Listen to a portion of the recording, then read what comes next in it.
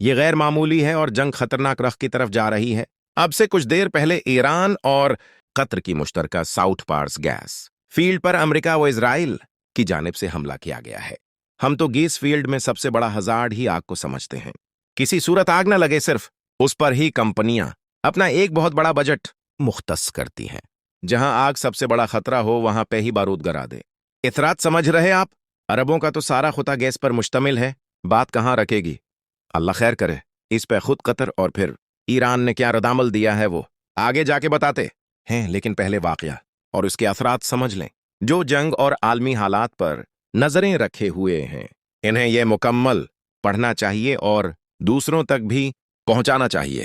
ایران کے ساحل پر خلیج فارس کے کنارے، وہ جگہ جہاں سے دنیا کی توانائی کی سانسیں نکلتی ہیں، آج وہاں آگ جل رہی ہے۔ یہ دنیا کی سب سے بڑی گیس فیلڈ ساؤتھ پارس گیس فیلڈ دھماکوں کی آواز سے گونج اٹھی ہے۔ سچ یہ کہ شعلے صرف زمین سے نہیں اٹھے، بلکہ عالمی انرجی سسٹم کے اندر تک ہلچل مچا گئے ہیں۔ تازہ اطلاعات کے مطابق امریکی اور اسرائیلی مشترکہ فضائی حملے میں گیس اسٹوریج ٹینکس کو نشانہ بنایا گیا۔ حملہ ایران کے جنوبی شہر اسلویہ میں ہوا، جہاں اس فیلڈ کی سب سے اہم تنصیبات موجود ہیں۔ اس ایک حملے نے صرف آگ ہی نہیں لگائی، بلکہ پیداوار کو بھی جھٹکا دیا۔ دو بڑی ریفائنریز جن کی مجموعی صلاحیت تقریباً 100 ملین مکعب میٹر روزانہ تھی، اچانک بند ہو گئیں۔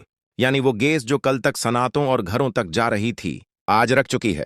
اور یاد رکھیں، یہ کوئی عام فیلڈ نہیں، یہ وہی زیر سمندر پھیلا ہوا خزانہ ہے جس کا ایک حصہ ایران کے پاس ہے اور دوسرا قطر کے پاس، جہاں اسے نارتھ فیلڈ کہا جاتا ہے۔ دنیا کے تقریباً 20% گیس ذخائر اسی جگہ موجود ہیں۔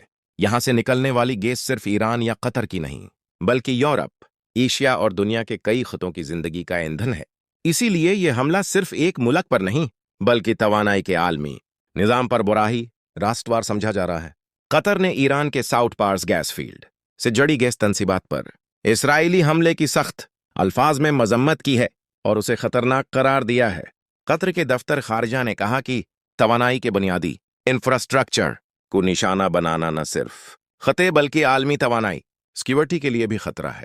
جبکہ ایران کے نیوی کمانڈر علیردہ تنگسری نے ساؤتھ پارس گیس فیلڈ پر حملے کے بعد کہا ہے کہ ہدف کی نشاندہی کے بعد امریکہ سے جڑی تیل کی تنصیبات اب امریکی ایڈوں کے برابر ہیں اور مکمل طاقت کے ساتھ نشانہ بنے گی، اور ہم شہریوں اور کارکنوں کو تنبیہ کرتے ہیں کہ ان تنصیبات سے دور رہیں۔